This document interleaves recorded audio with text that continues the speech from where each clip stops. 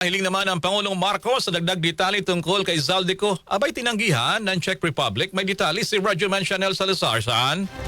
RMN Live Report. Hindi pinagbigyan ng Czech Republic ang hiling ni Pangulong Ferdinand Marcos Jr. na makakuha ng karagdagang detalye sa pagkakaaresto at pagkawala sa kustodiya ni dating ako Bicol Party List Representative Zaldico. Ayon kay Palace Press Officer Claire Castro, tumanggi ang Charge d'Affaires ng Czech Republic na magbigay ng paliwanag at iginiit na saklaw ito ng kanilang mga batas.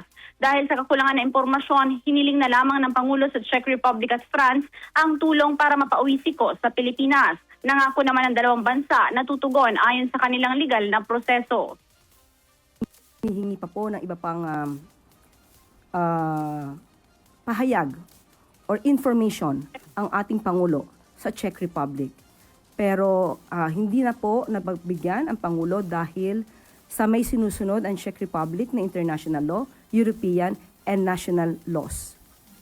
At sabi po niya kung pwede nga po na makahingi pa ng tulong mismo sa gobyerno ng Czech Republic para mas marami pang impormasyon na maibibigay dahil nga po kahit si Secretary Vida ang pumunta sa Czech Republic ay hindi na po nabigyan ng additional information. Pero ang tugon lamang po nila ay makikipagtulungan sila ng naaayon sa kanilang batas. Kinumpirma rin ng Czech Republic na naaresto at na-detain si Ko dahil sa invalid travel documents. Bago nito, ipinabot naman ng Pangulo ang kanyang pagkadismaya at tinawag na very unsatisfactory ang pagkawala ni Ko habang nasa kustodiya ng Czech authorities.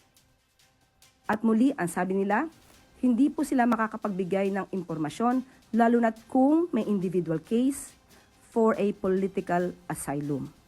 So yun lamang po ang nakuha na impormasyon natin kahapon kasama ang Pangulo. Si Pangulo ang nakipag-usap at sinabi po niya na dismayado po siya sa nangyari at very unsatisfactory yung naging result. Dahil habang patuloy na nakikipag-ugnayan ang bansa sa Czech Republic habang nandoon si Zaldico ay biglang naputol ang pagbibigay ng impormasyon. Si Palace Press Officer Claire Castro. Kasama mo sa DZXL RMN Manila, Radyoman Chanel Salazar, Tatak RMN.